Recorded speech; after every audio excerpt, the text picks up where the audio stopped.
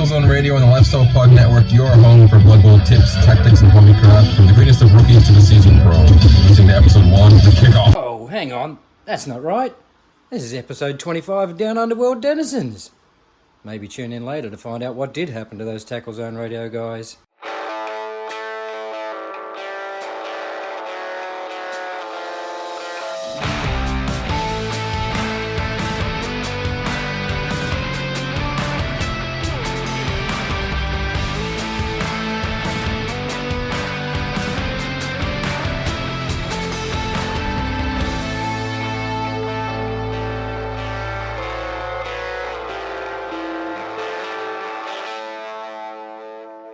Welcome to episode 25 of Down Under World Denizens. How's that? Look, now that we've stopped chuckling over, just stumbling over the word denizens, and she's not the only person to stumble over it, by the way, I've got an intro question for our regular commentators. If you could get one request for Forge World to be added to the Blood Bowl range, so you can get one model, anything you like, from Forge World to be added to the Blood Bowl range, what would you ask for? It could be a star player. It could be a positional. What would you request? I'll jump in first. I actually wouldn't request a star player or a positional. I would either request a coach model or a team mascot. Team mascots on a bit of a rise now with the Blood Bowl 2025 rule sets, and you see a lot of them at tournaments. So I reckon it'd be pretty cool to have a team mascot. Sticking with flavour of the month, though, for High Elves, it's got to be Prince Moranian. Big boy's got to put on his big boy pants and come out and play in the new edition. I reckon I'm going to go out on a limb here, and I'm surprised Millsy didn't go this direction. I think, one of the things we love is all the Death Zone rules, and there's a lot of rules out there that they don't have models for. I'd love to see an official GW Blood Bowl giant. Ooh. I thought you were going to go with Quetzal Leap. Yeah. I thought you were going to go with Quetzal Leap. I mean, that'd be brilliant. 100% I'd love Quetzal Leap. It's got to be up there. Fill our listeners in. Who's Quetzal Leap there, Millsy? Quetzal Leap. He was a star player that played for the Slam team. He was, he was awesome. And sadly, we've lost him. So I'd love to see him back.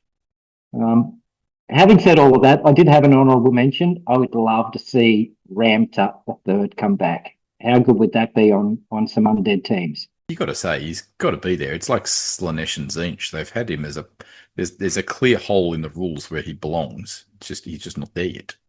And speaking of Slan, a bit of a shout out here, or a bit of a slur. I'm not sure what it's going to be, but listening to the Irish podcast Skulls for the Crack, and they've kind of called us out on our Slan opinions over here. So Skulls for the Crack guys, if you guys are listening to us, get in touch and we can have it out. Yeah, mate. So I don't think they've got it right. I think they've got cracks in their skull. Ching. Oh.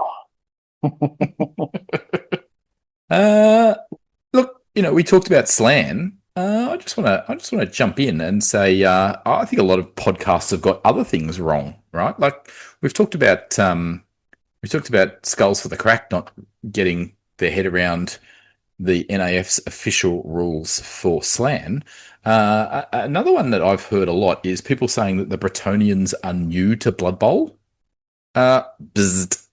Sorry to break everyone's bubble here, but actually, the very first time we see knights and squires in Blood Bowl is actually in first edition. You heard it right, first edition Blood Bowl. In particular, we're talking the Death Zone supplement. In there was knights and peasants. Yeah, peasants. And they were playing for the Albion Wanderers. Okay? And they actually had a unique rule called the Forelock Syndrome. Knights consider themselves to be vastly superior to a humble peasant, a fact with which most of the peasants go along with. Because of this, whenever a knight or peasant wants to throw the football, they must roll 2 dice and try to score equal to or under their cool. If this roll is failed, the player must throw the football to a knight. they may not throw the ball to a peasant. So it's kind of like an animosity kind of rule. Also, all knight players on the pitch must be moved before any peasant players are moved. So there you go. So there you go. So that's first edition, right? So that's a first edition Bretonnians, if you like. Then they were absent for second edition. And then in Blood Bowl Compendium 3, an Australian, that's right, there's an Aussie connection, an Australian. This is Robert Miller from Wallaroo, actually redesigned No Bretonnians. relation to Millsy. No, I do have a father, but he was not into Blood Bowl, sadly. So he actually was published in Blood Bowl Compendium 3 with the rules for Bretonnians. Now that's back when the questing knights, there were 2 questing knights, 2 knights of the realm, 2 squire throwers, 2 squire catchers and peasants. The questing knights were movement 7, strength 4, for goodness sake, had block, stand firm and leader. And then Tom Anders' own league redesigned the team. And at that time, the blitzers, or the night blitzers, had movement 8, block, catch, dauntless. So they were, 338 block, catch, dauntless. They were amazing. Yeah. And I've said on previous podcasts, they were the first team that I fell in love with because of that stat line. And then they even went into online too, didn't they? They were in Blood Bowl 2, I believe. Yep, 100% they were. So, for people who say, oh, yeah, Bretonnians have never been on the Blood Bowl pitch before, think again. They've actually been around a long, long time. Now, of course, when Games Workshop released the Imperial Nobility, the NAF rightly made the decision that, they really were the Bretonnians. And so there was a period of time where Bretonnians weren't able to be played on tabletop. And so that was where the whole Shirokov controversy came in, where the president of the NAF kind of wanted to be able to track Bretonnian team rosters and allow them as well as Imperial Nobility. And the rest of the NAF didn't see eye to eye on that matter. And of course now Bretonnians are a different design to Imperial Nobility. So yeah, it's had a long, rich history in Blood Bowl, is the Bretonnians. So they've been around a long, long time. And I think there is a little parallel with Slan. People want to say, Slan aren't official. Well, by the same logic, Bretonnians, were official and then weren't official for a long, long time. Does that mean they're not authentic? Or only authentic when GW bring them back? Like, it's a weird line to draw in my book. Well, up until the 2025 rule book, I think Slan were more recently more official than Bretonnians. How's that for a hot take? I'm trying to think of to go against that, but that's because it depends how official you Blood Bowl consider Blood Bowl 2 isn't really official, and Blood Bowl 2 as a video game is definitely not official as far as the tabletop game. So you can have your own arguments from there. Yeah. Now, speaking of, there's some big news going on with the Blood Bowl video game, Blood Bowl 3. They're partway through developing Warhammer Blood Bowl, which is the Blood Bowl 25 version. And there's been a massive, massive issue. That is that, so Blood Bowl 3 is developed by Cyanide Studios, who are owned by Nacon, who themselves are owned by Big Ben Interactive. Now, Big Ben Interactive, which is the parent company of Nacon, who is the parent company of Cyanide, they have accrued, one of their arms has accrued a 43 million euro debt, which they've been unable to service. So this is Big Ben Interactive, so the parent company. And so Big Ben Interactive have filed for insolvency, which has meant that both Nacon and Cyanide are also insolvent. So they've had to file for insolvency. So it's this massive financial hole. So right now, there are big question marks. Are we going to see an official Blood Bowl video game, Blood Bowl 3, Warhammer Blood Bowl, ever see the light of day with this scenario where there's this massive debt and the company's all on hold? I don't think there's going to be any further development of the game until they find a new owner for Cyanide. And the question, I think, is, will Cyanide find a new owner? Unfortunately, right now, Blood Bowl 3 did not have a very smooth release. It therefore has a very patchy set of reviews. Is somebody willing to pick it up and develop it further? It's an interesting question. I don't know. How portable is the licensing that they have from Games Workshop? What if Games Workshop was to take them over? Well, I don't think they would, because they're not a software development company. I mean, theoretically, there could be a clause that means that the licensing rights return to GW, and then they could find a new company, potentially. I don't know. I mean, obviously, we don't know the details of that. I mean, surely GW, with the lawyers they have that go after everybody else, I'm sure they would have had some sort of clause in their contract with them around that. But yeah, no, it's interesting times really for online Blood Bowl. Right when we were, about to get this Blood Bowl Rumble, sevens, which is my absolute favourite way to play Blood Bowl, and it was coming to Blood Bowl 3, and just have to wait now and see whether that comes to fruition. Yeah, apparently, according to the legal documents I've seen, Cyanide is in a pattern where they have 18 months to find another company to purchase them. I don't quite understand why that is, but apparently there is a period of time of 18 months that they have to be sold. Yeah, we'll just have to wait and see. In the meantime, Fumble have just come out of beta testing their version of Blood Bowl 25. So you can still play online with the current edition. And speaking of online, we actually have a guest speaker that I'd like to introduce. So there are a number of ways that you can engage in organising your tournament that has an online way of tracking games. So you all know about Tour Play. It's the default. Tour Play is actually the bells and whistles product to run a tournament and a league for that matter. But there is another way that you can log your games online. You can organise games online in a tournament and have other people look on at how games are going. And that is Blood Bowl Tournament Manager, written by SeanH1986. Yeah, Sean Huberman, or SeanH1986 is his NAF handle. And yeah, he has developed that program for the last Oracle Cup, not the current one coming up, although it will be used again. And yeah, we'd like to cross now to Sean to hear about how Blood Bowl Tournament is similar and different to Tour Play and other options out there.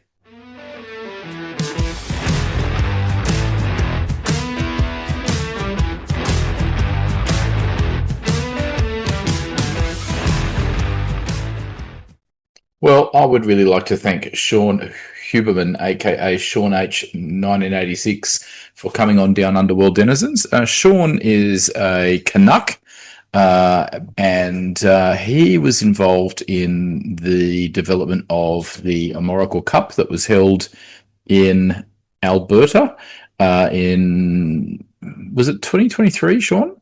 Well, yeah, it was. So it was in Ottawa. And it was supposed to be in 2020. Yeah, no, all good. But COVID delayed it, and it actually only occurred in 2024. There we go.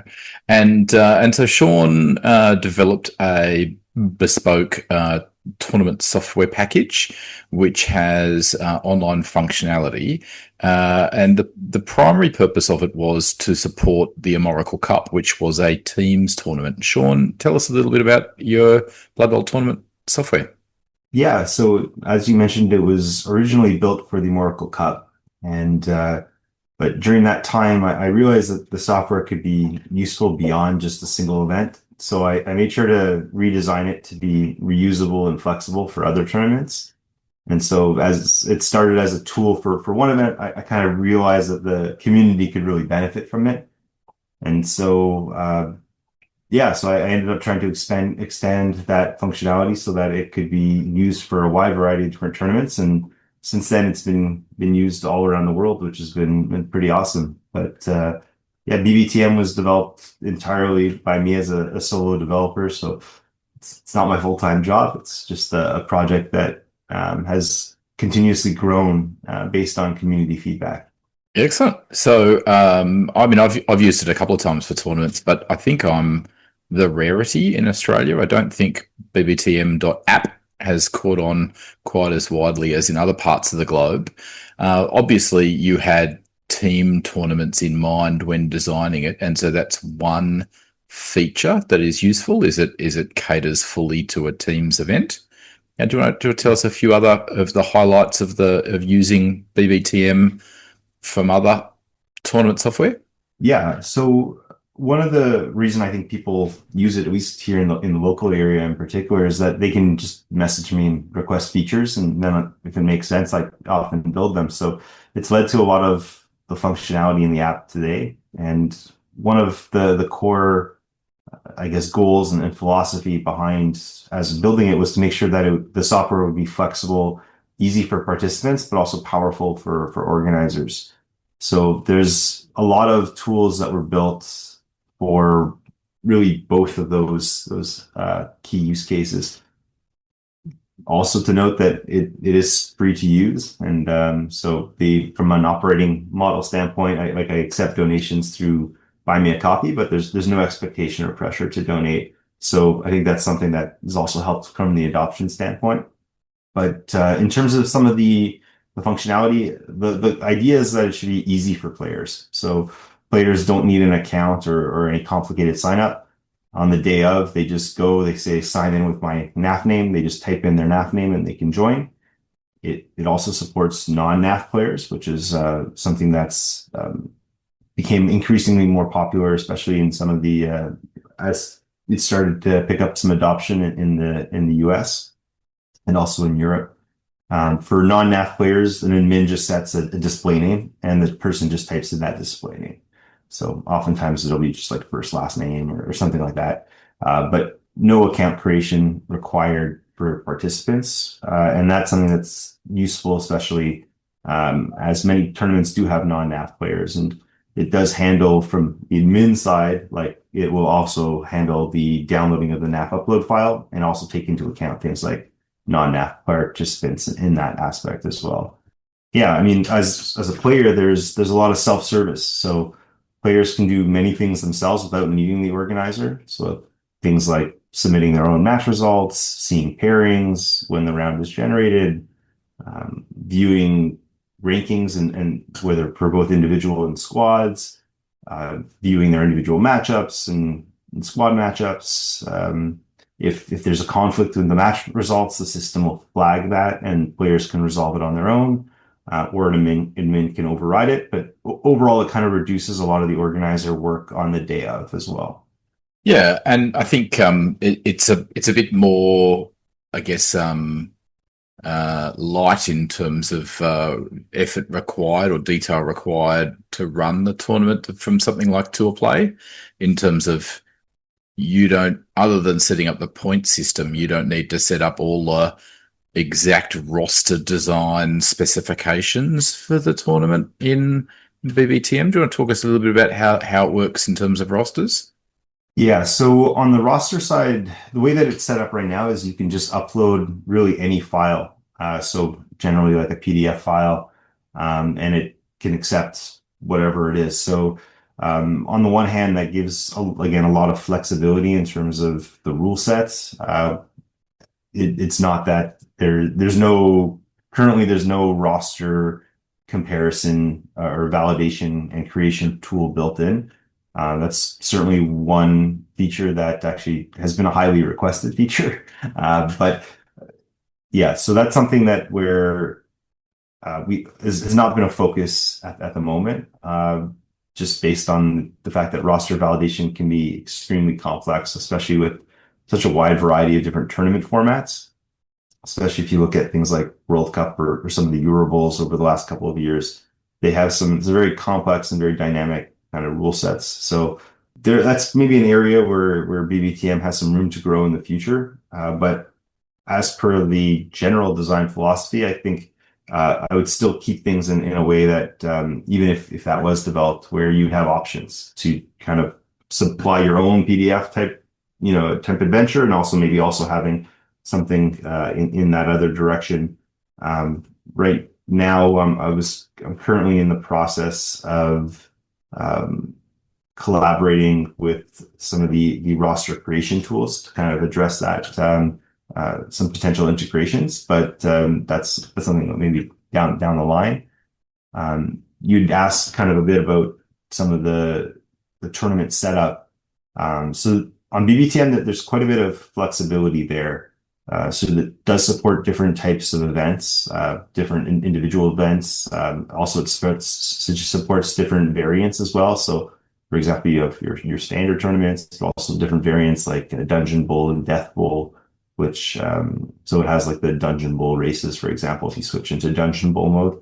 And there's quite a variety of different squad tournament formats as well, between things like obviously squad versus squad, and then like using like more of a cumulative player format. As well as different modes where it's like you can run an individual tournament where it avoids pairing you against specific squad members, and then also where it can like it can still accumulate those points, for example. It also has quite a bit of support for things like bonus points. So individual, like for both individuals bonus points as well as squad bonus points. And so because different events have widely different scoring systems, that was another area that I felt it needed to be flexible. And so that's kind of built, I think, rather nicely into the UI. When you're entering your match results, you have your touchdowns, your casualties, and then there's a drop down that gives you all the different bonus points that can be added for, like the admins can set that up for bonus points, how much they're worth, and things like that. And then one of the more recent features that was added on the tournament setup flexibility side is support for mixed squads. And so what that really means is when you have an odd number of squads in an event, it was always kind of one of these things that as an organizer, you'd be panicking to make sure that you had an even number of squads, and how many odd people out do you need in order to be able to guarantee that you're going to have everybody getting a match. And so the mixed squad feature kind of really addresses that problem by ensuring that if you have an odd number of squads, it will match up like squad versus squad for the top tables. And towards the bottom of the tables, it will break some of the squad versus squad matchups and kind of do a bit of allow people to cut across squads. So you have some mixed squad events. So you have like, you could have, for example, you can think of it as like the bottom three playing against each other. But it's a little bit more dynamic because sometimes that can't always happen. Sometimes it's 3, sometimes it's 5, etc. But that allows for each individual squad to, even if you're playing against members of different squads, if your team has, let's say, 2 wins and 2 ties, then your team wins the round. So you can still have that squad versus squad tournament while also supporting everybody getting a match with an odd number of squads. So that was a big feature that was developed fairly recently and has been extremely well received. Yeah, there's also, just again on the feature standpoint for tournament setup, there's a lot of features for ranking customization. So organizers can make the rankings visible or invisible at whenever they want, so they can hide them. So for example, in some places they wanted to hide the rankings for the final round to kind of keep there being some suspense. You can choose to set up whether or not bonus points should be visible in the rankings. You can add filters to the rankings by race. So for example, if you wanted to have, if you have different tiers and see which tier did best or who did best in each tier, for example, or filters by round or biggest comeback. There's been a variety of features that have been requested over the years. So there's some flexibility in how you design those. But as you mentioned, like you don't need to change any of these things. A lot of you get some reasonable defaults out of the box.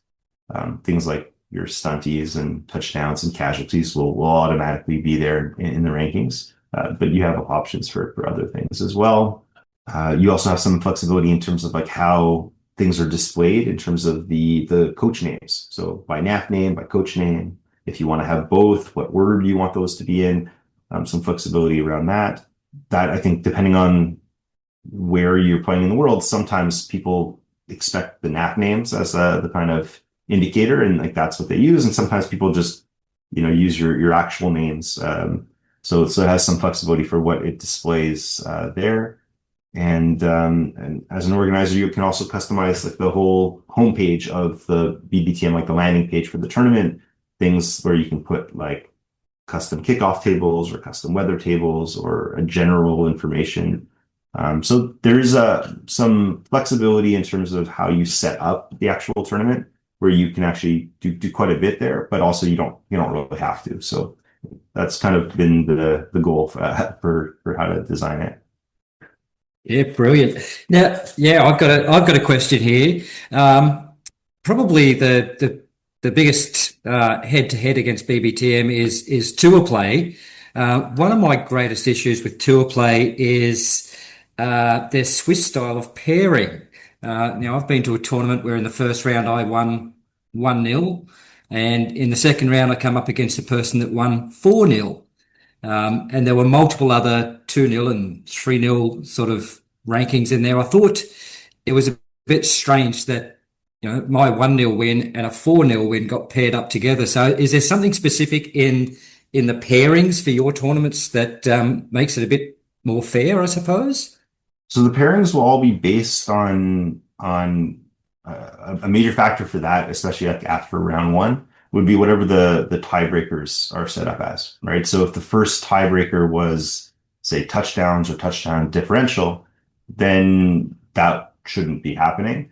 But if the first tiebreaker was, well, actually, I guess it'd be more than just the first tiebreaker, because if you had, let's say, strength of schedule, in that case, you'd have the exact same strength of schedule. So it depends really on what they've set up as their tiebreakers.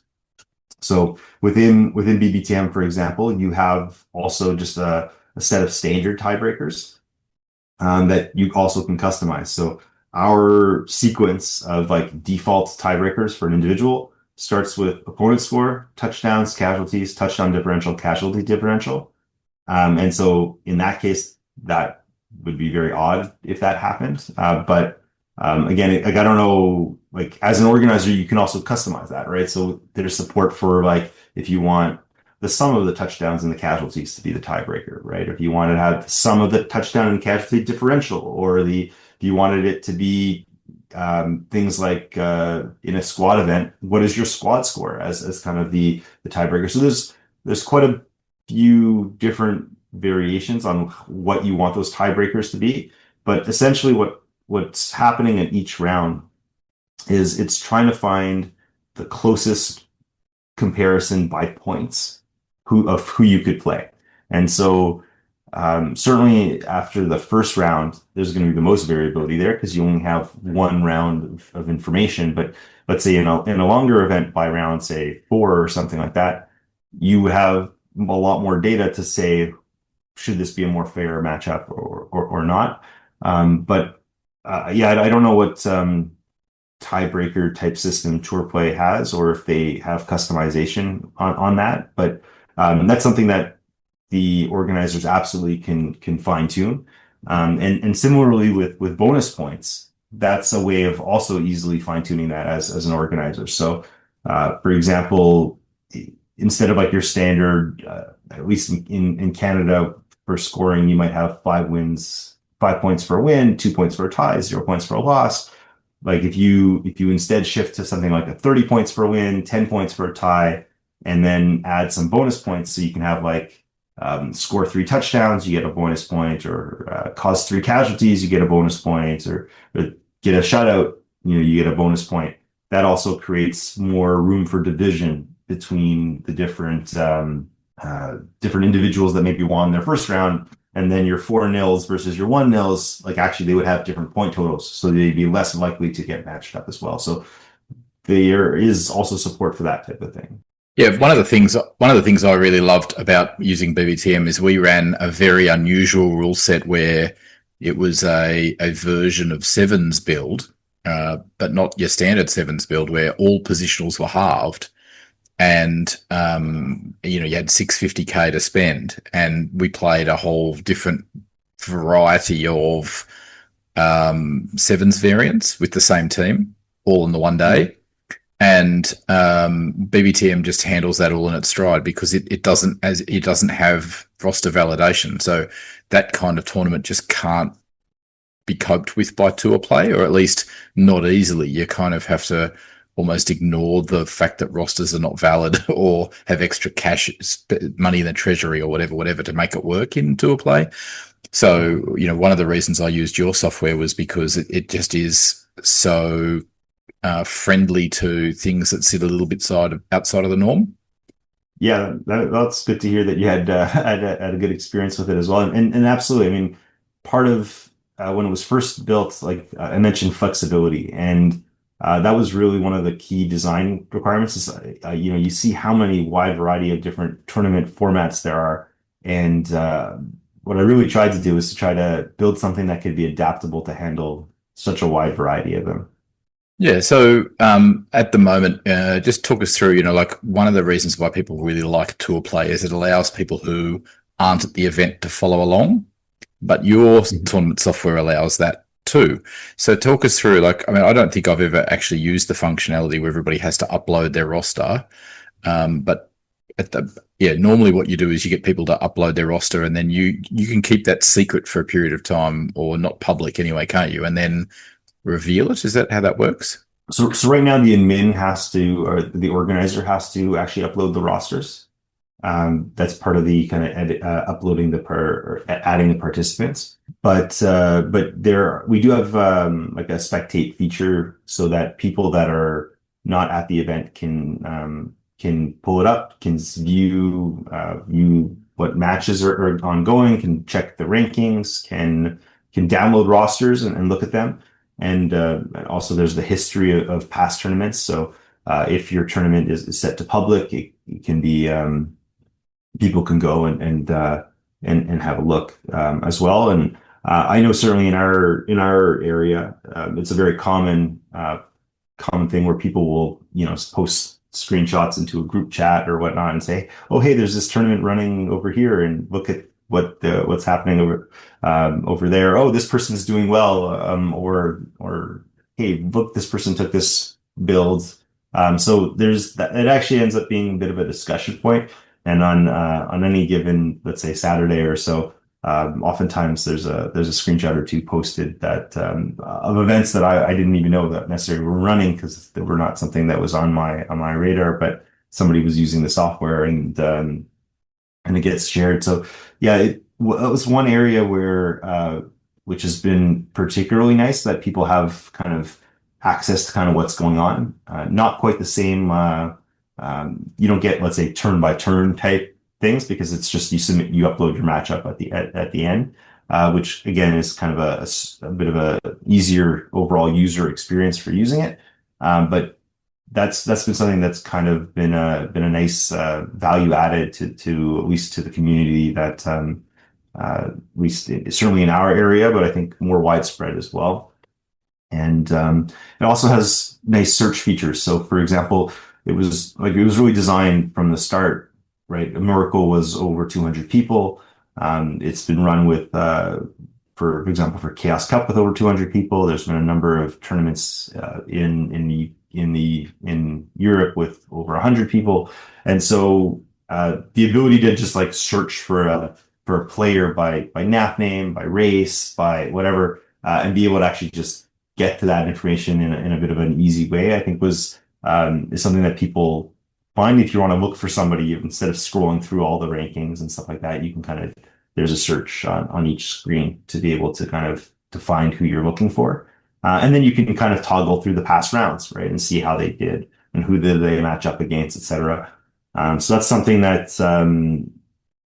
certainly like I've seen people discussing that. Oh, well, in round 2 they played so and so, and things like that. So it's kind of nice to be able to have them have a tool that they can use to kind of go back and look at some of those different things.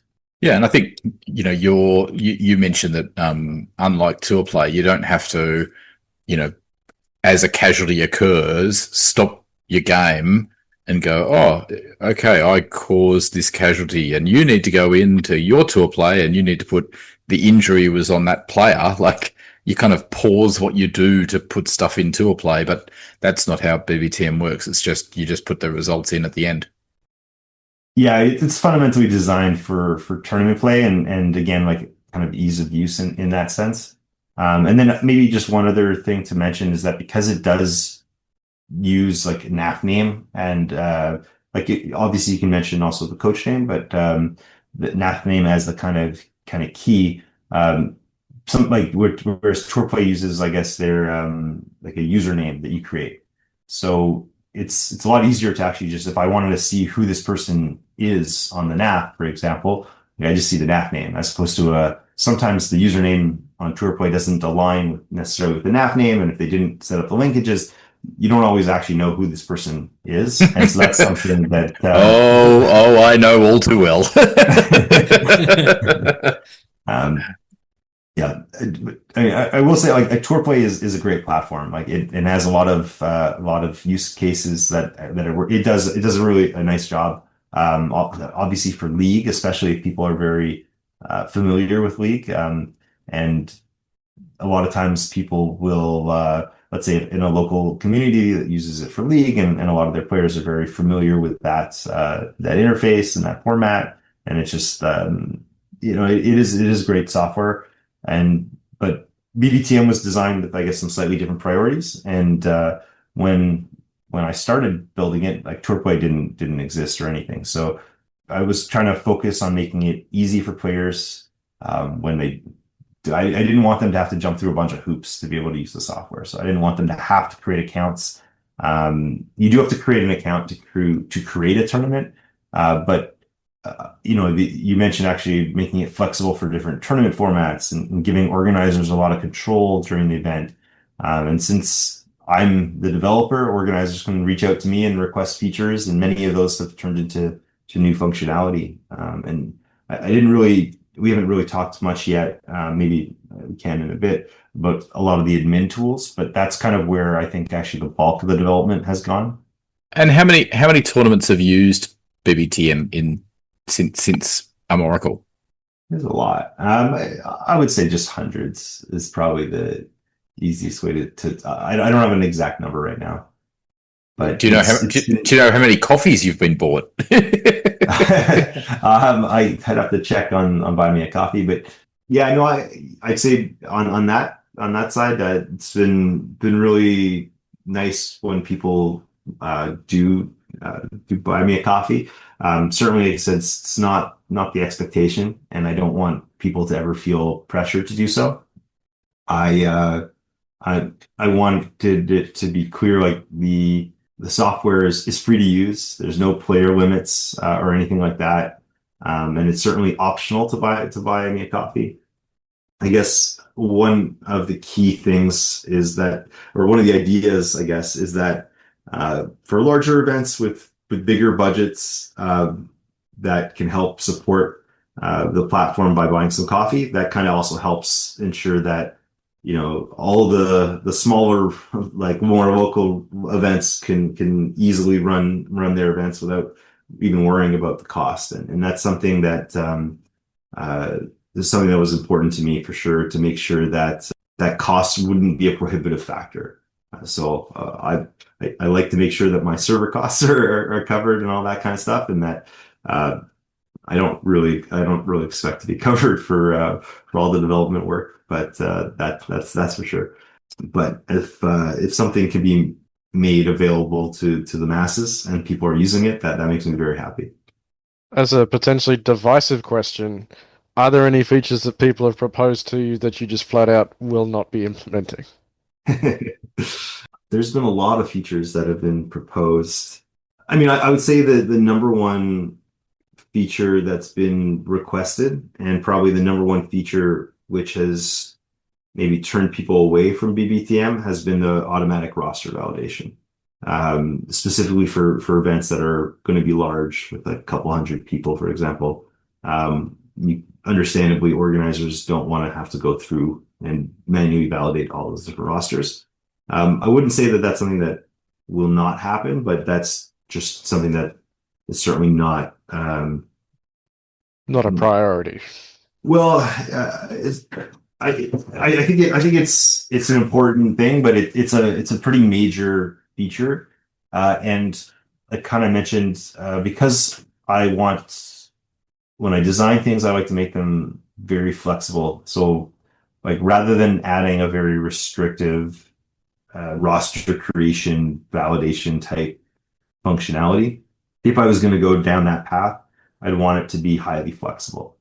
And instead of me taking on the creation and validation of rosters, there's already tools available right now that do a very, very nice job of that. So I've kind of taken a different approach where I want to try and set up some partnerships with some back-end integrations with some of those tools, and then have ways for that to be built into the tournament creation and setup so that you can kind of create that back-end linkage with a specific, for example, a creation software. And so that way you would be able to get the benefit of some of those additional tools without all the, me having to develop absolutely everything.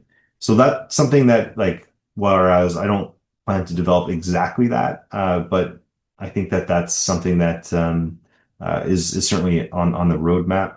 There's been a lot of niche requests at times, and sometimes it's hard to think of, like, okay, how would I actually implement that in a way that will work for your specific niche case, but not necessarily like completely change everything for everybody. And so sometimes it takes a little bit more thought.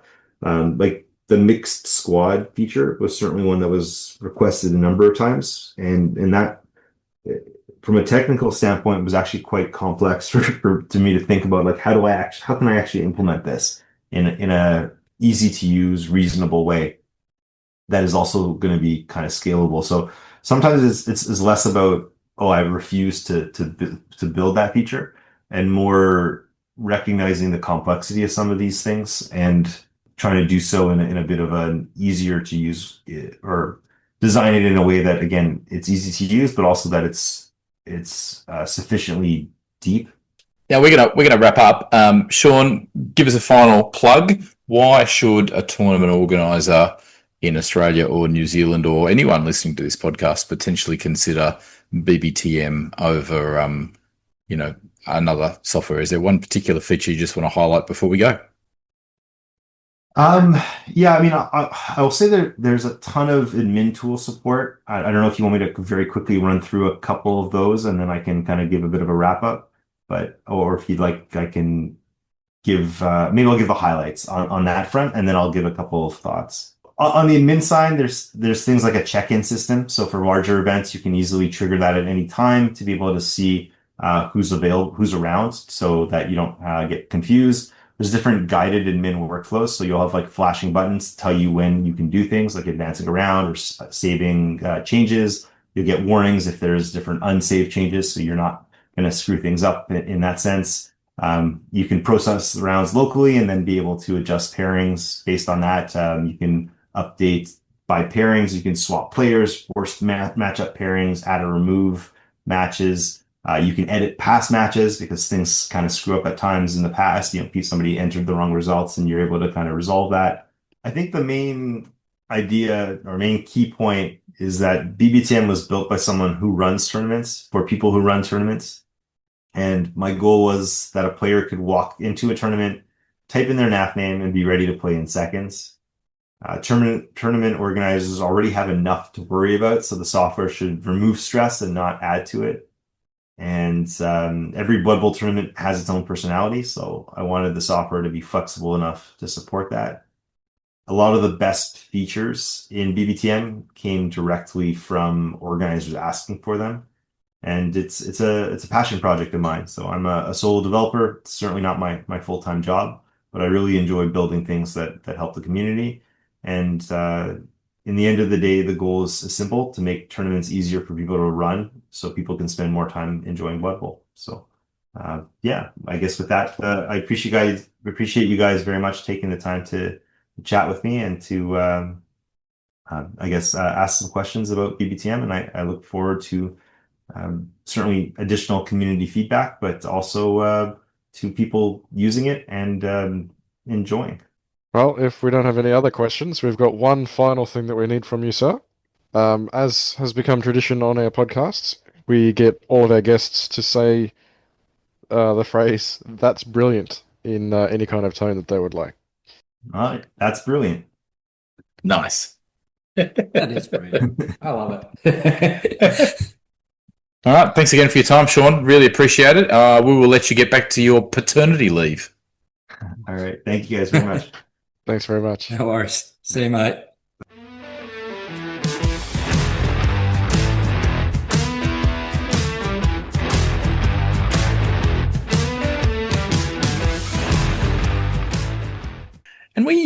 we've talked about tournament management software, and Millsy, you've had a bit of experience with Score. Tell us a little bit about your experience with the OG software for running a tournament. Yeah, especially for a smaller tournament, I really recommend the Score. It's first of all, it's free. If you've used an Excel spreadsheet before, it's going to be very simple and easy for you. And it will, at the end of it, there's a button to click that creates a NAF document that you can then upload onto the NAF, gets it on there. Everything's, completely fine with it. You can set different things like, how do you judge tiebreakers? Do you want to do it by touchdowns, by casualties, by head-to-head? There's a number of different things. You can set the points value for a win, draw, and a loss. I've used it previously with the Bundy Rumble, and it can even track. We're tracking Kahuna points, if you remember back from those tournaments that I was talking about, where it was just a set of star player points that was collected throughout the tournament, and it could track those.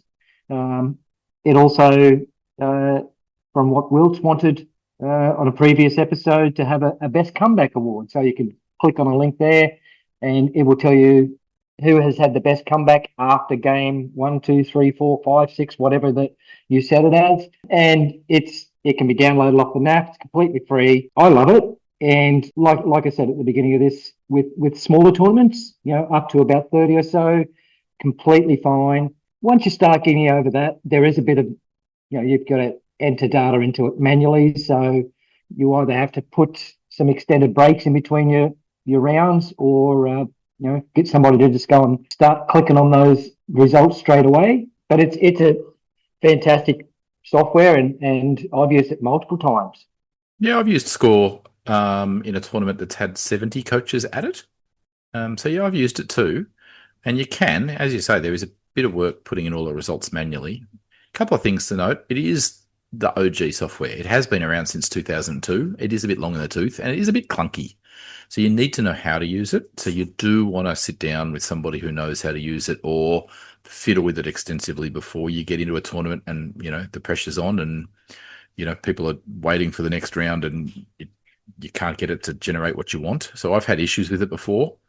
So there's a few little tricks to know about it. There are some guides out there you can read about Score. It is kind of the default choice, or at least it used to be before Tour Play came along.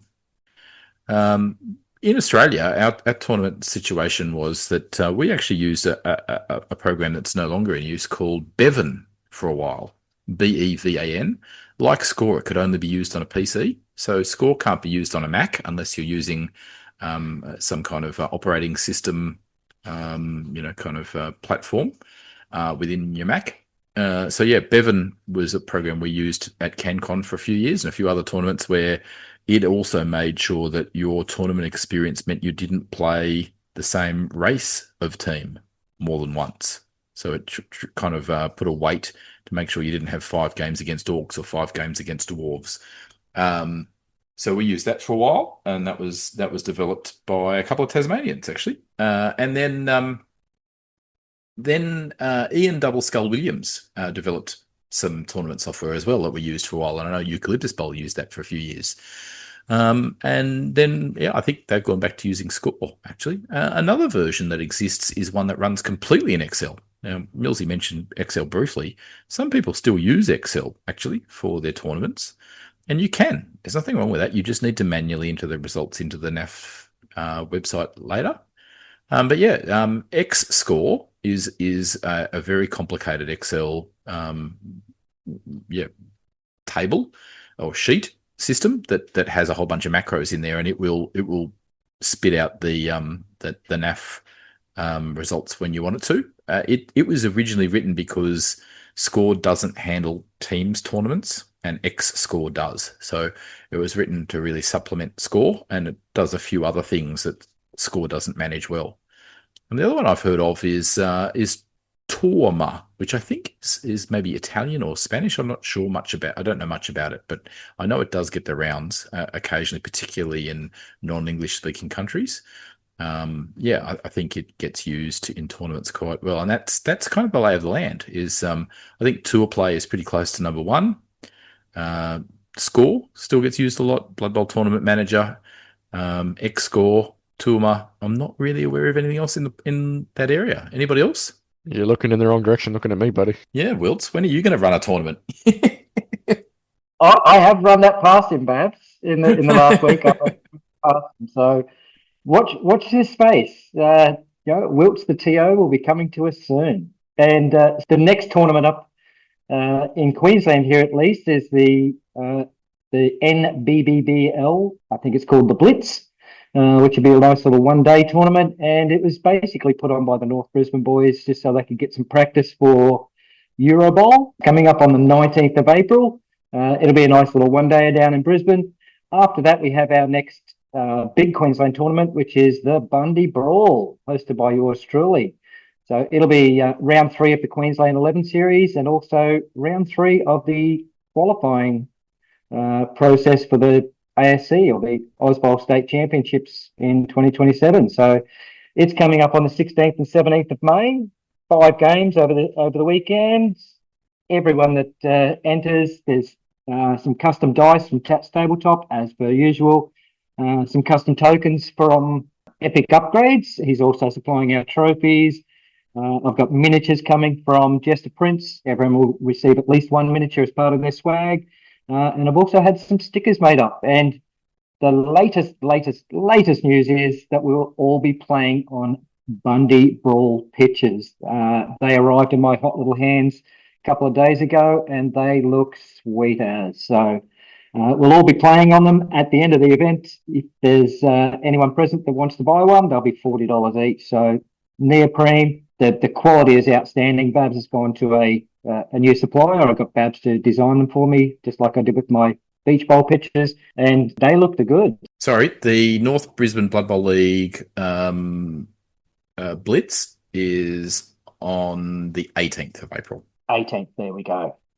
Good pickup. And speaking of other tournaments, we've just received a rule set for the Malta World Cup. Now, it is version 1, so we're not sure how many iterations it's going to go through, but I know you boys have been busy looking at rosters. What do you think of version 1 of the World Cup rule set? I think it is version 1. I think there are some things they need to tidy up. So Riders Rookies, for example, was listed as 100K. It's meant to be 150K. That's been officially clarified already. I think there are some other things that need some adjustment. For one, I'm a bit gobsmacked that under version 1, humans and Bretonnians are allowed star players, but some of the stunty teams are not. I don't understand that. So I think I hope there's going to be some fine tuning for version 2. Wilts, what about you? I'm definitely on board with the concept that they're pushing towards, but certainly there's a lot of room for iterative improvement, is how I'll phrase that one. I don't have an issue with people having their opinions, and that's fine. But obviously, we want to see as many different teams as possible. And while obviously that will still happen at the World Cup when you have thousands of players turning up, I would expect every team to be present. But if you want to have a more even spread of the field rather than being super concentrated in only half a dozen, there's more work to be done. Yeah, I think that's fair. I personally look at that and think most teams will have a human roster in the current rules. I think I need to get some practice in with Norse and see how we go from there. I've got to see how my break tackle Croxagore goes on my slam team. Hey, one other tournament we need to give a shout out to is by the way, if you're looking for the Malta rules pack, it is on the Malta Discord, so please jump on there and get a look. It is available to download, version 1 of the rules. It is a table style rules pack, and there is no official date yet for the World Cup at the time of recording. But hopefully that's not too far away. So yeah, do download it, have a look. Hey, one other tournament I want to give a shout out to. There's only a few days left before you can register. Is Lucho Bowl. Lucho, right, Millsy? It's Lucha, not Luca. Yes, I'm sorry, guys. I've been pronouncing it Luca for far too long, but Lucha Bowl in Tasmania. So fill us in, Babs. Yeah, let's get Mucha Lucha in Lucha Bowl. Yeah, so you can throw players willy-nilly. yeah, I want to have a bit of a segue into a version of that. But yeah, it is quite a wild rule set, but it is in sunny downtown Hobart. So do get along. I know our very own Stewie is planning to attend. I think it's going to be a brilliant event, and I wish them all the best, and I look forward to hearing about how it goes. But yeah, there's only a few days left before tickets close, Regos close, and rosters need to be in. So hurry, hurry, hurry. But I want to throw out a Deadset Legend. Cue the music.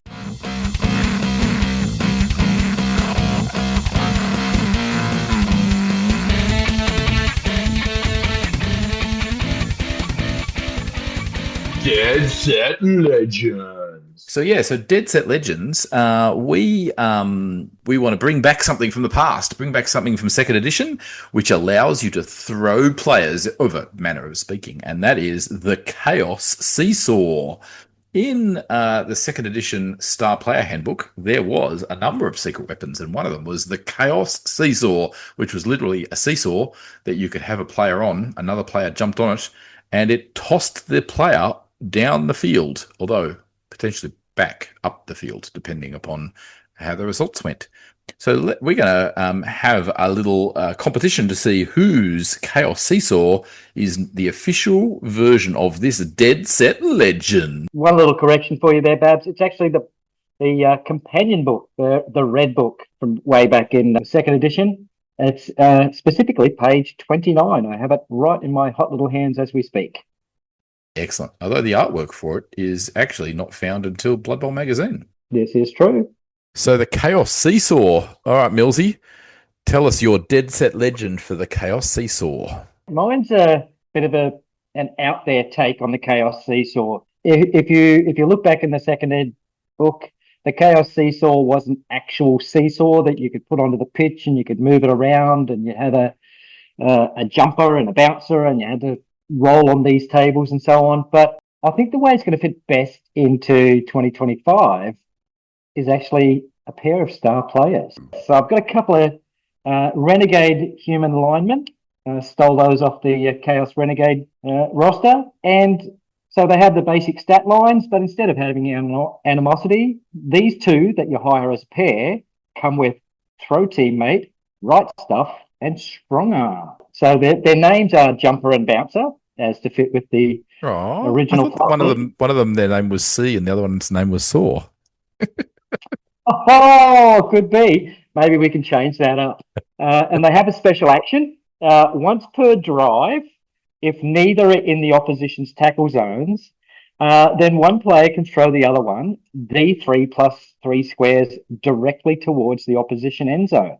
So you'd work it out as per a normal throw teammate action. However, when you roll for the throw teammate, if you roll a 1, both players are placed prone and stunned. If you roll a 2 or a 3, the thrown player scatters 1 square. If you roll a 4, the seesaw works. And if you roll a 5 or a 6, then it works with a +1 to the landing. And these two star players can be hired for any Chaos Flash team. So the Chaos Seesaw is no longer a thing. It's an action that the See and Saw, or Jumper and Bouncer, can perform. All for the princely sum of 200,000K. All right. And do they just have standard stats? 6, 3, 3, 4 plus, 9 plus? Yep, they certainly do. So you'd hire these, and I've gone through and looked, and it wouldn't be that broken. The only Chaos Clash team that actually has another player with right stuff is the Chaos Renegades, but you've already got a couple of big guys to throw them anyway. So these guys would ideally just work in a pair. And I kind of modelled them off, they've escaped from the circus, and they used to be acrobats or whatever, so they can literally throw each other.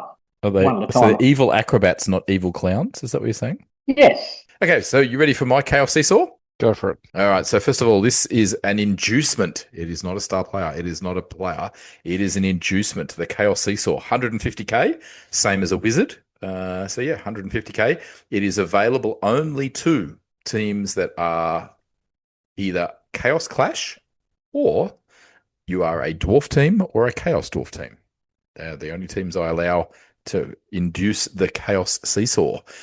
It is 150k. It takes 3 squares by 1 square. Okay, so it's 3 squares by 1 square, and it must be placed in your half at setup. It also has the secret weapon trait. It has no other stats. It cannot be damaged. It cannot be broken. So it has no movement. It can't be moved once it's set up. So it's placed in your half at setup, and each drive it takes to the field. So, for example, if a bribe is used to keep it on, or if arguing the call has been successful, you can replace it each drive. But it must be placed in your half. Now, in order for there to be a player launched using the Chaos Seesaw, one player must be on one end of the seesaw. Then another player must jump using jumping over prone players onto the other end of the seesaw. So not the middle square, but the other end of the Chaos Seesaw. And they have to successfully jump onto that square as though they're jumping over a prone player. In order to launch the player at the other end, they must have a higher strength. So the player jumping onto the Chaos Seesaw must have a higher strength than the player they are launching. If that jumping over a prone player is successful, then the player who is on the other end of the Chaos Seesaw is launched 2d6 squares as though they are in a throw teammate action. So 2d6 squares using the normal throw teammate or throw or pass rules. Once the square is selected that they will roll, all Chaos Seesaw actions are automatically inaccurate, just like throw teammate, scattered 3 times as normal, and then resolve the landing as though the player had the right stuff skill. That's my Chaos Seesaw, and it can be represented by a piece of card laminated that's 3 squares by 1 square. Got one little addendum, or would you allow 2 players to jump onto one side of it? So let's say, for instance, I had a strength 3 player already standing on there. Would you allow 2 separate jumps from some strength 3 players that would then be greater strength than the bouncing player? Well, the only way that it would be if they could be in the same square at the same time. So the only exception I could imagine would be if Grack was carrying Crumbleberry and jumped. If you're Grack jumping onto it, I'm pretty sure you can send anyone down there. So well, you could send a Bull Centaur down there, yeah. Oh yeah, and that's where the saying comes from, that the cow jumped over the moon. and the other thing is, right, it's a Chaos Seesaw, right? So there's no rules to say that you can't push an opposing player onto the first square and then jump. Oh, and send that guy downfield. Yep. Yes. See, this is what is missing in Blood Bowl nowadays. These shenanigans that used to be a thing. Like, I'm looking through the secret weapons here. They had cannons. And a cannon. It's literally on the same page. The cannon rules. Yeah. And you named one of your players the cannonball who got into the cannon at the start of the drive. And when you fired it, because you actually had to literally fire it, if it went off, the player went 6d6 in a straight line. What, 6d6? 6d6. The cannonball, as the player, would literally launch down the far end of it. So you could actually go and just be thrown right off the pitch. Now, it does say that he will score the touchdown because he went through the end zone, but he won't make it back for the rest of the game. and that's the things we're missing. Grenades and there was just so many fun shenanigan things back in second edition, and we're sadly missing them now. So please, GW, we haven't got to Wiltz's version of the Chaos Seesaw yet. I'm waiting. Oh, Wiltz, what do you got? Well, I'm actually going to take the opportunity to rebrand it. Instead of being a Chaos Seesaw, I'm going for a Chaos Slingshot. Nice. So as you went to Millsy, having a large medieval siege contraption on the pitch takes a bit of looking after and takes a bit of note keeping. So I'll be a little bit more straightforward. There's going to be the Chaos Slingshot itself is more of an equipment upgrade that you can give to one player at the start of a drive. And the way I'm going to have it work is that the player that's carrying the slingshot needs to plant it and hold it. And then the player that wants to launch himself downfield can spend a number of turns stretching out the bands on the slingshot to make it more powerful. So the way I'm going to have it is the holding player needs to stay in place and can't move. So if he gets blocked by an opposition player, it will cause the slingshot to go off early. The jumping player needs to move next to the holding player and then end his turn. And then the controlling player can choose either to launch immediately or wait another turn. So it's going to be D3 plus 3 squares downfield as per using a throw-in template. And for every extra turn that they manage to hold on, they get an extra D3 distance. So if they hold it for 3 turns, it'll be D3, 3D3 plus 3. Obviously always inaccurate as if it's a Hail Mary pass. And it will always be a -1 to land. I like it. I like it. I love the fact that you can spend turns just pulling yourself back against that rubber band and you're going, no, I need to go further. No, I need to go further. I need to go further. Yeah, but if the Yeah, player and you're holding going- it gets blocked, then it's going to snap back and take his head off. True. I'd have to obviously come up with some specific numbers and details for that, but I'm going to be leaning towards it being an inducement for about 50k and only usable once per game. Well, let us know, folks. What was your best version of the Chaos Seesaw upgraded to BB25? Yep. Is it 2 star players? Is it a Chaos Seesaw inducement, or is it a secret weapon inducement that can be taken on added to a single player as a slingshot?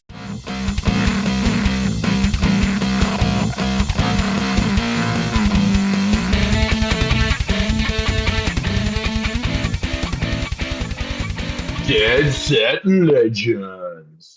Just a little note there that if you are wanting to put your version of a Chaos Seesaw into the pitch, what better way to take it to a game or take it to a league or a tournament than we've got in our hot little hands from Charlie Victor, their thick skull medium case. So, yeah. Now, since we last talked, Millsy, you've had yours delivered, and Wilts, you had yours handed over today. What do you think, lads? First of all, I love it. The best thing from my point of view is that there's space in it for your dice cup. So there's 2 foam inserts. You pull the top one off, and there's miniatures underneath, miniatures on top. But there's also a cutout for the dice cup to go in there, and it's not just. It is specifically for a dice cup because it's angled to fit those in.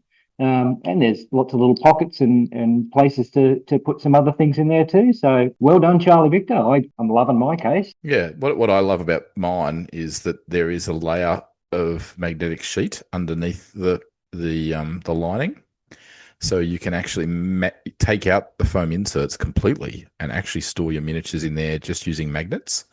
Now I have the Tabletop Goodies magnet system.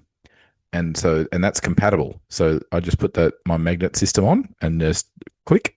They could just sit in the case magnetized to the wall, and you don't need the foam inserts at all. So I'm really keen to give that a go, hopefully with the strong magnets that are now in the Tabletop Goodies, the N52 magnets. Hopefully it'll be strong enough to keep them secure and robust and withstanding the journey all by their lonesome with the magnets. I think that's a unique system.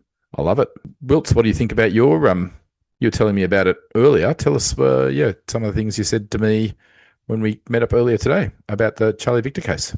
Yeah, I haven't had quite as much time to have a play with it as you guys have so far, but fit and finish looks absolutely exceptional. Can't fault the design or production of the unit in any fashion. As Millsy mentioned, it's got the cutout for a dice cup, but if you don't have a dice cup or you just wanted to use a little dice bag, you could squeeze that in there quite easily as well. Or if you're one of these people that carries grandstands or bands or wire drummers or something else, if it's small enough, it might actually fit.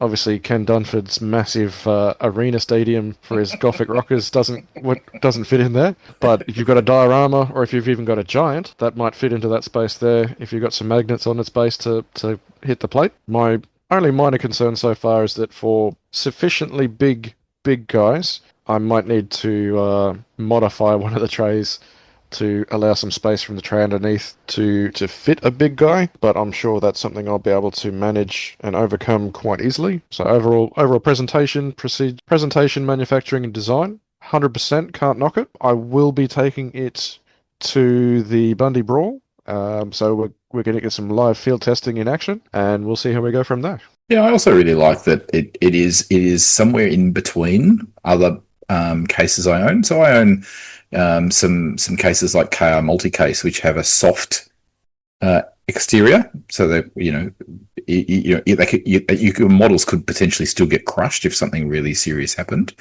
And I've got really hard cases, like really solid plastic cases. This one is in the middle, like it actually has a hard shell, but it's not, rock solid ABS plastic hard. Like it has a bit of give to it. I also really like the foam inserts are clearly designed for the current size miniatures, the 32mm scale miniatures.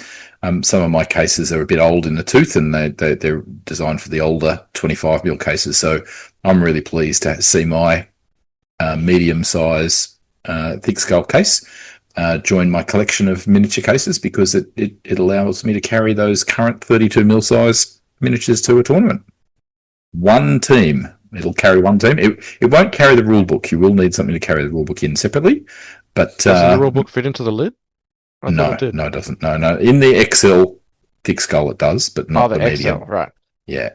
But that said, I might have some swag at the upcoming Tournament of Champions that would carry a rule book and a pitch. Certainly do. And speaking of being able to transport a complete team, it would also be able to transport a complete team of Terra Australis minis, which we are pleased to announce we're finally going to announce the winner of our painting competition. Yes, it's been a while. Unfortunately, Jervis Johnson, his interview sort of took up a lot of our time and stole the spotlight. It's pushed a few things back. Yeah, but it's done so. We make no apologies for that, really, because frankly, why would you apologise for having Jervis Johnson on? So yes, it has pushed back announcing the winner of our painting competition, thanks to Jester Prince. It has pushed back a couple of other things, so stay tuned. There is going to be further discussion about tournaments and how to run a tournament in episode 26. So there are a few things we're pushing back, and don't worry, we'll catch up. We'll get there. But the painting competition, I was delighted. We had a good number of entrants. I think there were 9 entrants all up. And it ended up being a really close tussle, three-way contest for the winner. The three-way contest was between Death Roller Croc by Russell John Cutting, Griff Oberwald by Matt Feldman, and Ned Kelly the Halfling by Russell John Cutting. So Russell John Cutting was fighting Russell John Cutting, fighting Matt Feldman for first place. It was really neck and neck.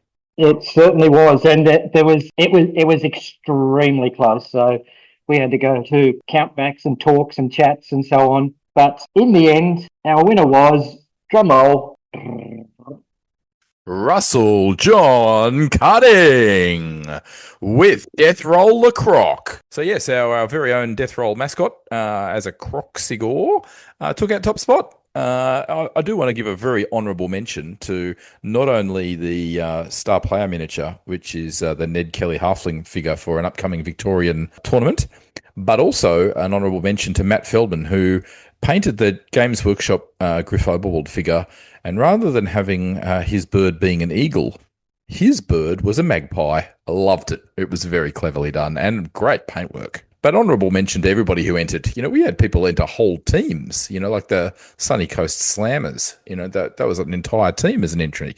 There was an entire Chaos Dwarf team entered. It was hats off to everybody who entered. Well done. Thank you.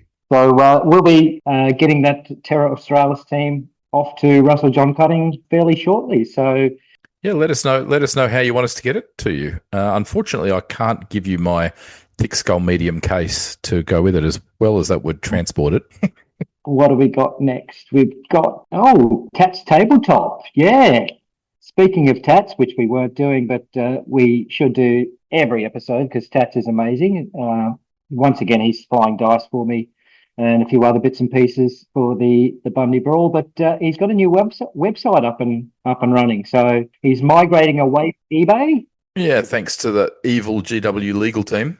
Yes, he's moving off eBay because he's had a few of the cease and desist letters sent his way, and bizarrely there was like an orc war band that he was called out for, which have nothing to do with Blood Bowl, but they still said it was not okay. Anyway, so Tats is now moving off eBay and moving onto his own website. So tatstabletop.com.au. Go there for all your fantasy football needs, including custom dice, including making sure you have your third-party miniatures of choice, which, of course, I took great delight in noticing that the high-off spike said that the best way to start your high-off team is to have 7 linemen.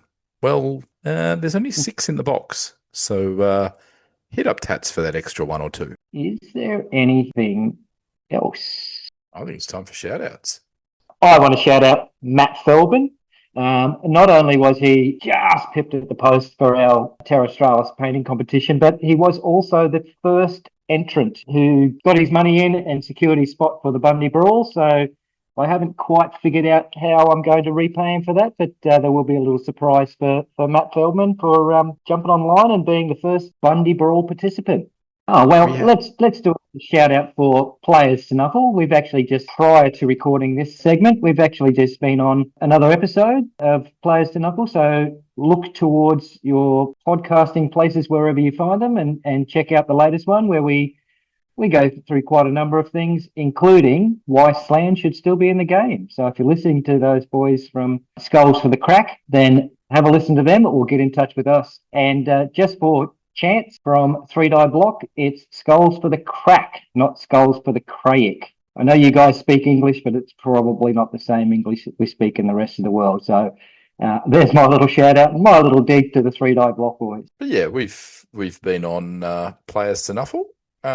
What was the other podcast we were on recently? We've been on Anything But a One. Yeah, episode 143 of their podcast, their esteemed podcast. And what was the other one? Channel Fury. New Dice, Please. New Dice, Please. Yes. Who can forget New Dice, Please? So yeah, don't forget to, if you've run out of podcasts to listen to, strongly recommend New Dice, Please. We did a crossover episode with them recently. Was it 39 for them? Oh, it was around that. I can't keep up with numbers, but yeah, no, and it's worthwhile shouting out everyone that does a podcast for Blood Bowl, but one that I've just started listening to recently, Babs has been trying to get me onto it for quite a while, is Blood Bowl Tavern. Those guys are from the southeast of the UK, and I also recommend that one as a good listen.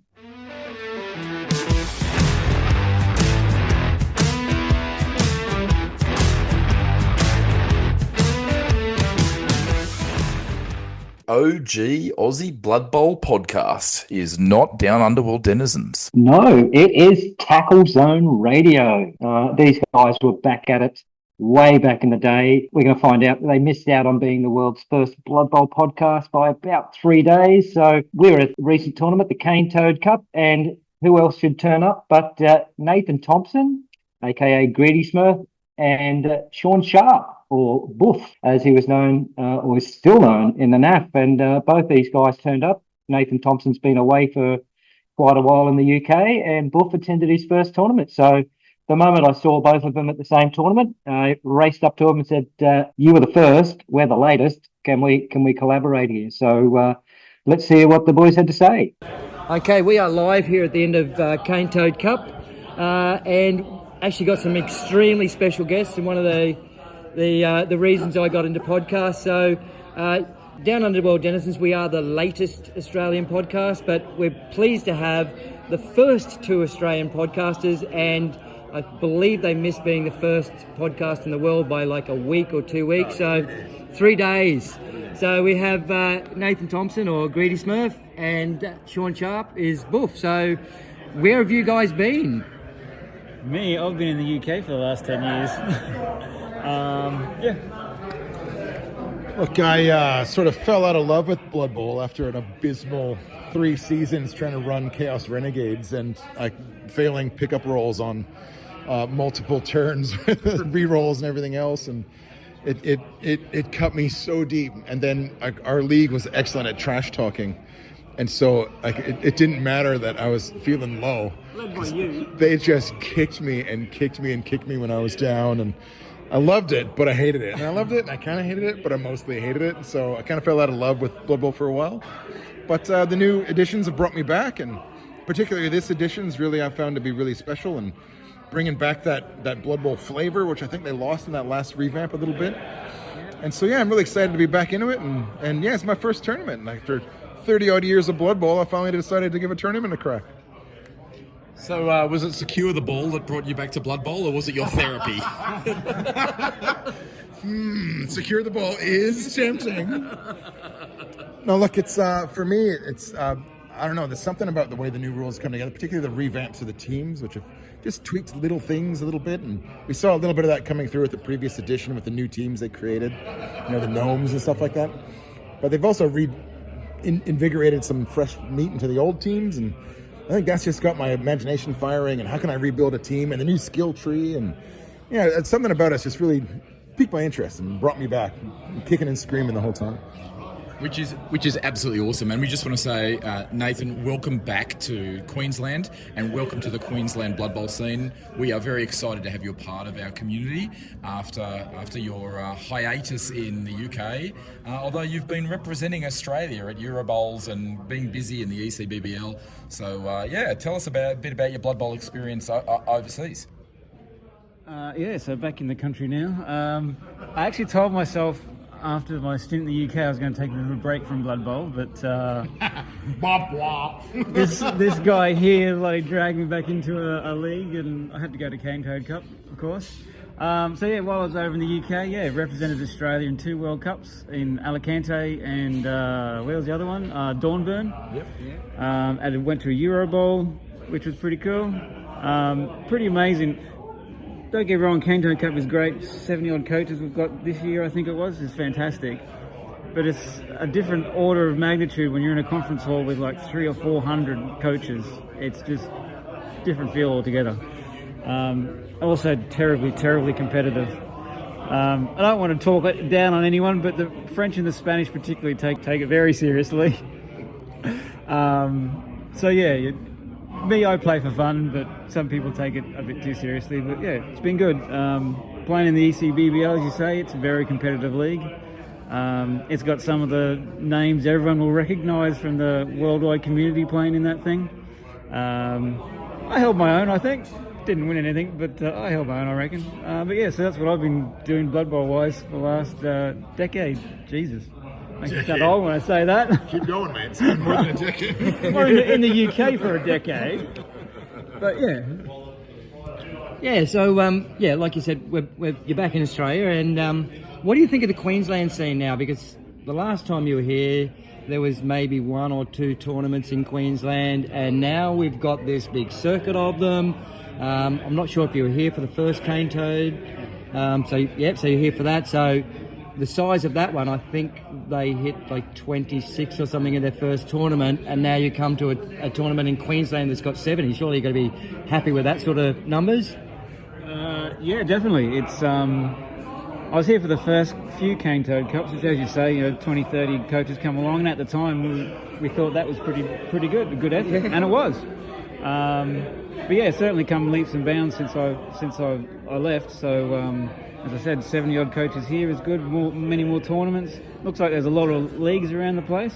Yeah. Back before I left, before Babel sort of fell over a little bit, we were pretty much, I want to say, almost the only league in the entirety of Brisbane, just about. There were a couple of small ones. We swallowed up a lot of the Brizzy ones, Yeah, well, we had up to 40 coaches at one stage, I think. But it's really good to see it becoming so strong.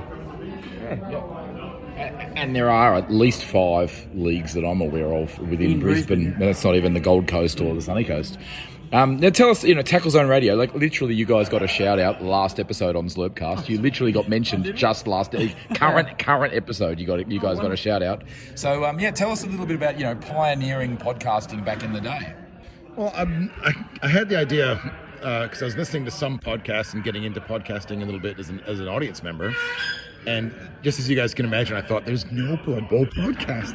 There's a vacancy in the market. So a couple of us kicked around the tires, and how can we do this? How can we make it work? And we tried to make it as professional as we could. We expensive mics and mixer tables and everything else. And we recorded a couple of episodes we didn't like and binned them. And we thought, maybe that last one was okay.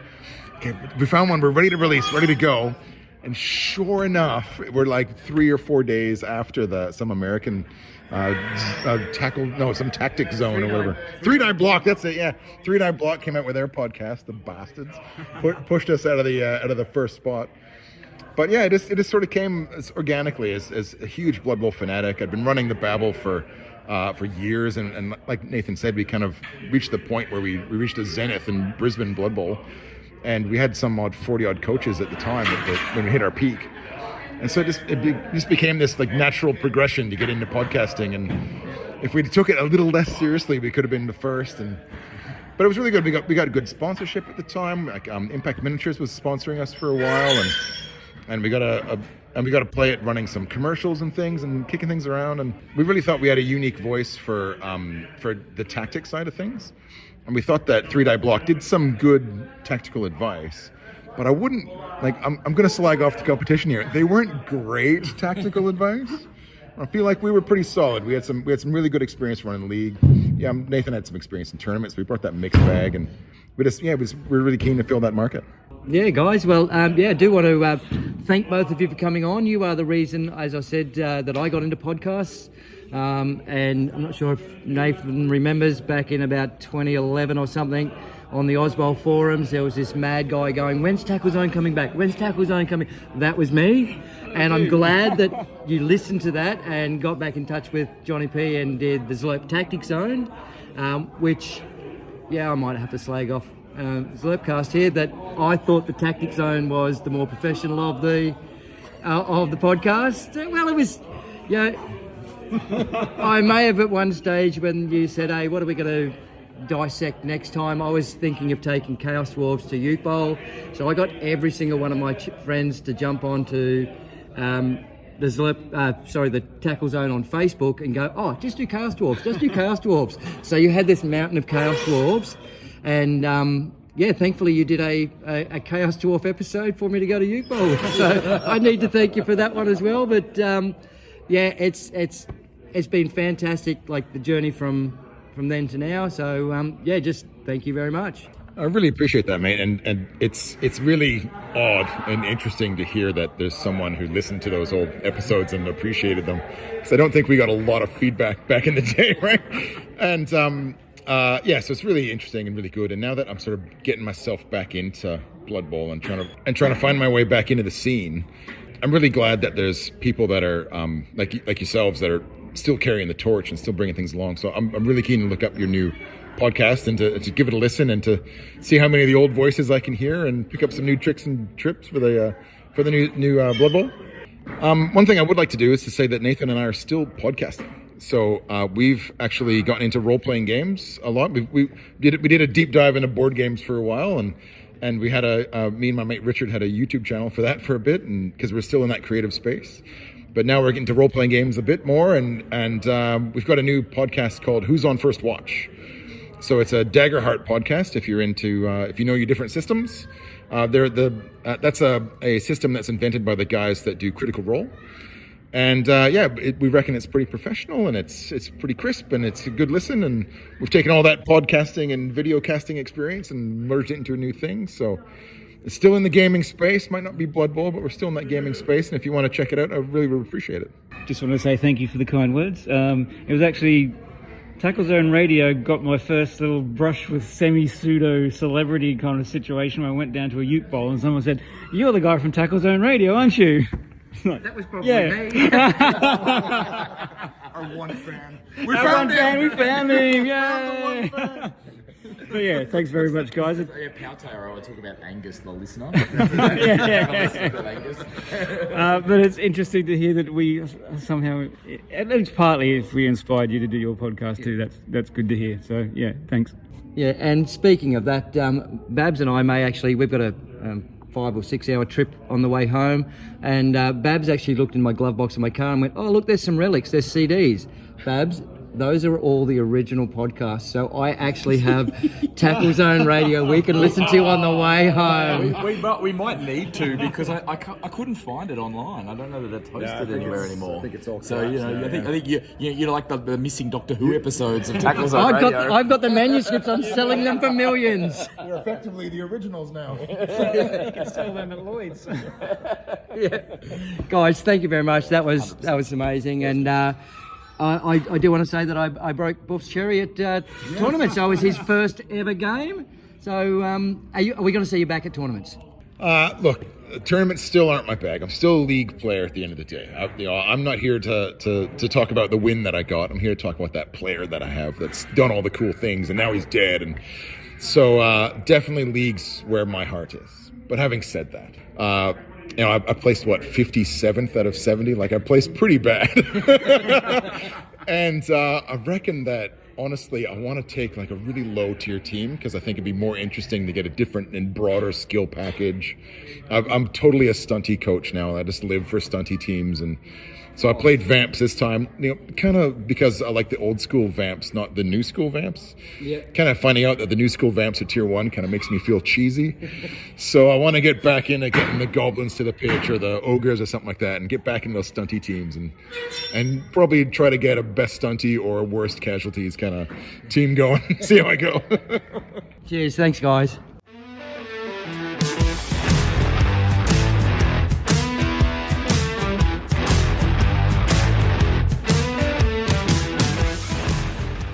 Yeah, and also in the room we had Chris Stratford, who I think was a guest star or guest, interviewee in the early Tacklezone days. Yeah, and funnily enough, I think his first gig at hosting on Tacklezone Radio was actually talk about High Elves, which is near and dear to his heart, which he is super stoked for coming out in the Blood Bowl 2025 edition. So we did actually forget that Stratty was part of that team until we got home. And by that time, it was too late to record him into it. But yeah, we're still thinking of you, Stratty. We love you, mate.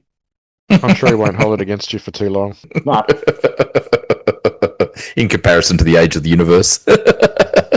Yeah, and I'd just like to give a shout out to all the tournament organisers who've already run an event in Queensland. I'd like to say thank you to Dimitri Klemenko and the North Brisbane boys for the North Brisbane doubles showdown, which I didn't make. To Dylan and the Brisbane City Bash. And Stratford and the Cane Toad Cup, which was a great tournament. It was good to get to, or did we crack the 70 coach mark? I think we... Pretty sure we got the 70 coach. Yeah, I think we did get 70, if you include the people who played one game. So, yeah, 70 coaches. Queensland's largest Blood Bowl tournament ever. 70 coaches, massive, massive, massive. And walking away 2 tournaments back-to-back, Kiltane Quilty with his Orcs. So... yeah, shout out to him. Well done, wow, mate. It's racing up the charts with the Queensland tournament series. Who cares about Kiltane? He just keeps winning them, So it's just another win for Kiltane. But The only reason he keeps winning is because he hasn't played me yet. But what team finished in second place there at the Cane Toad Cup, Bobs? That'd be your favourite, the Slan, the Hoppity Hoppity boys. Bringing it back. I think the bigger takeaway that we need to talk about as far as the Queensland 11's tournament series standings is we need the local boys to do at least better than Cullen Russell. He's in 6th place currently. Yeah, there was some joking about that Mushroomy and Cullen might make the Queensland team. I did my best, but Cullen got me in round 2. I got a 2-1 over with his Scrog. Bretonnians, yeah. Didn't he finish 3rd or something? He did very well. I'm sure it was 3rd place. Yeah, so I think that puts him 6th in the series at the moment. So yeah, Bretonnians with a star. Bretonnians with a star.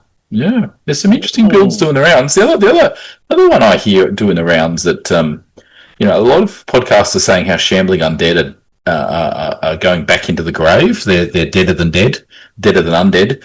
But I don't think that's true. I mean, if you know how to rumble with I think you just need to adapt your play style. I think Shambling Undead are anything but dead. You just got to work out how to use them with only 2 ghouls, as evidenced by Scott Tate winning Sydney Bowl with his Shambling Undead. So, they're definitely proving they can still punch above their weight if you adapt.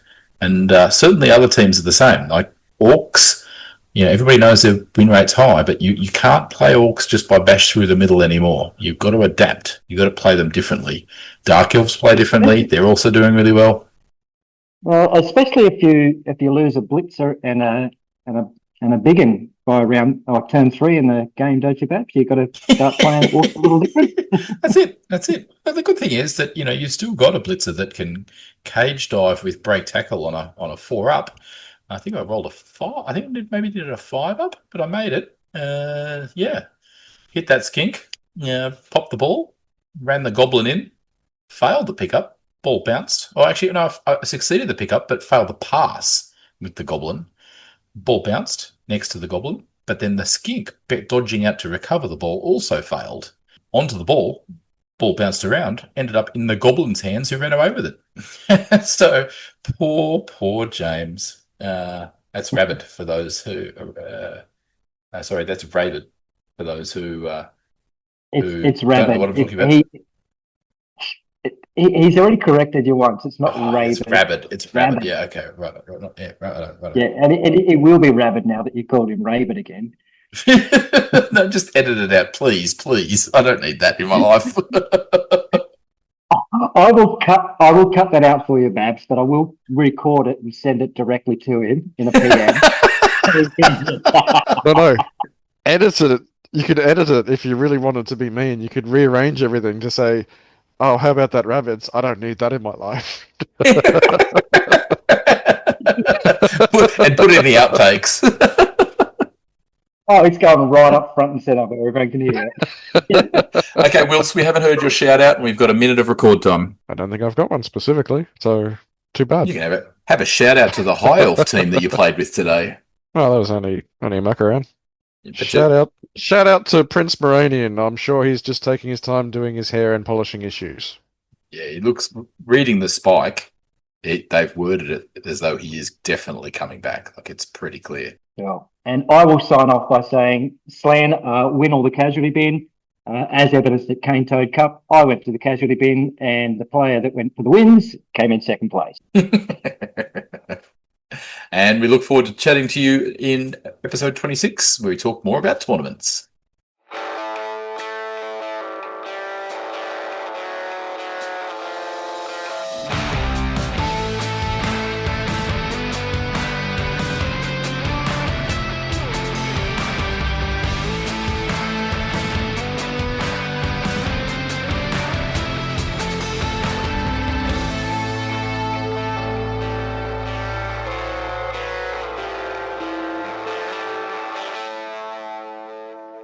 Wilkes, if you made that up on the spot, that is brilliant, mate. Yeah, that's off the top of the dome. They don't call you Roselle for nothing. Actually, they don't call you I like that you hit record and then we go silent. It's like taking photos of your kids when you say stand still, and as soon as you get the camera out, they move around. Or you get a video out and get them to move and they stand still. Yeah. You're saying that an acrobat can't be a clown and a clown can't be an acrobat? Oh, I guess they could be. In fact, I think it's 2026. They can identify how they like.